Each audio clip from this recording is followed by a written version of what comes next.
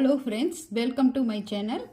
நம்ம வந்து last 3 lesson போயமோட ERC பார்த்தோம். இப்போ 4th போயமான இந்திரதனுஷ், மத்தியமாலேருந்து 4th போயமான இந்திரதனுஷோட இஆர்சி தான் பார்க்க போகிறோம்.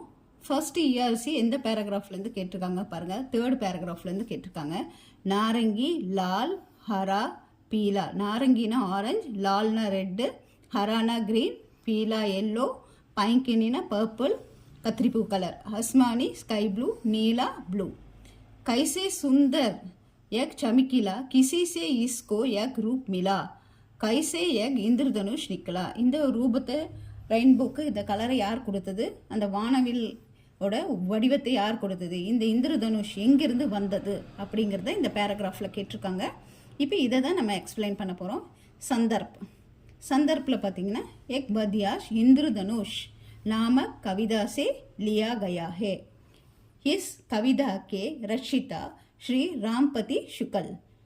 இந்த கவிதை எழுதினவர் யாருன்னு பார்த்தீங்கன்னா ராம்பதி சுக்லா. இப்போ இந்த இதில் எந்த பேராகிராஃப்லேருந்து எடுத்திருக்கோங்கிறத சொல்லிட்டோம். எந்த போயம்ங்கிற இந்திரதனுஷ்ங்கிற போயம் இது சொல்லிட்டோம்.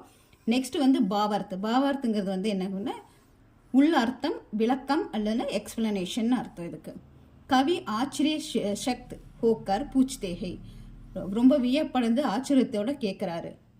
நாரங்கி, லால், ஹரா, पीला, पैंकनी, आसमानी, नीला, इन सातों रंगों का सुंदर और चमकीला रूप इंद्रधनुष को किसी से मिला.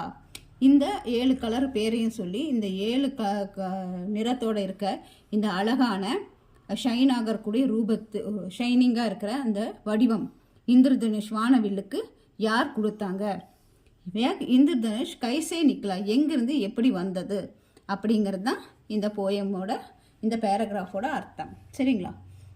சந்தர்ப்பும் பாவர்த்தும் கண்டிப்பாக எழுதணும். எந்த பேராகிராஃபில் எடுத்துருக்காங்கன்னு அந்த விளக்கத்தை எழுதணும். एक बदियाश इंद्रधनुष नामक कविता से लिया गया है. इस कवि के रचिता श्री रामपति शुक्ला है. भावार्थ कवि आश्चर्य शक्त होकर पूछते हैं. नारंगी, लाल, हरा, पीला, पैंकनी, आसमानी, नीला, इन 7 रंगों का एक सुंदर और चमकीला रूप इंद्रधनुष को किसी से मिला. एक इंद्रधनुष कैसे निकला. இதுதான் நம்ம ஃபர்ஸ்ட் இஆர்சி. அடுத்தது செகண்ட் இஆர்சி பார்க்கலாம். இப்போ செகண்ட் இஆர்சி பார்த்தீங்கன்னா பேஜ் நம்பர் நெக்ஸ்ட் பேஜில் இருக்குது, பேஜ் நம்பர் 17ல். நெக்ஸ்ட் இஆர்சி एक कगाम अभी तक लुप्त रहा. இத்தனை நாள் எங்கே காணாமல் போச்சு. दीन उगनेना விடியறது. दीन उगने के पर भी सुप्त रहा. எங்கிருந்து இது வந்தது, காணாமல் போனது, விடிஞ்சதும் எங்கிருந்து வந்தது, அதாவது டயர்டாக இருந்ததா. கிஸ் அந்தகார்மே கூப்த் ரகா, அதாவது அந்தகார்மேம்னு இருட்டில் அது செயலிலிருந்து மறைந்து இருந்ததா. ஃபர்ஸ்ட் பேராகிராஃப் பார்த்தீங்கன்னா எக் ககாம் அபி தக் லூப்த் ரகா, எங்கே இவ்வளோ நாள் காணாமல் போச்சு. இப்போ தீன் உக்னே பர் பி சூப்த் ரகா, அதாவது வெளிச்சத்தில் அது சூரிய ஒளியில் செயலிலிருந்து இருந்ததா. கிஸ் அந்தகார்மேம் கூப்த் ரகா, அதாவது இருட்டில் மறைந்து இருந்ததா. ஃபிர் பிரகட் ஹுவா தீன் ஜகாம் லாலா, அதாவது வெளிச்சத்தில் இது திடீர்னு வந்திருக்கே. ஷனம் மேம் பன் இந்திரதனுஷ் நிக்கலா, ஒரு நிமிஷம் வந்துட்டு போயிருச்சு. இப்போ இந்த பேராகிராஃபோட எக்ஸ்பிளனேஷன் தான் இது. संदर्भ एक बदियाश इंद्रधनुष नामक कविता से लिया गया है. इस कविता कवि के रचिता ना राइटर ऑथर श्री रामपति शुक्ल है. இப்போ பாவர்த் இதோட அர்த்தம் என்ன. கவி ஆச்சரிய சக்த் ஹோக்கர் பூச்சித்தே, ரொம்ப வியப்படைந்த ஆச்சரியத்தோட கேட்குறார். एक इंद्रधनुष अब तक कगाम सिप हुआ था, இத்தனை நாள் எங்கே இருந்தது, காணாமல் போனது. दीन होने पर भी कगाम सोया हुआ, दीन होने पर எங்கே தூங்க போயிருச்சா, டே டைமில் எங்கே அது தூங்க போயிருச்சா.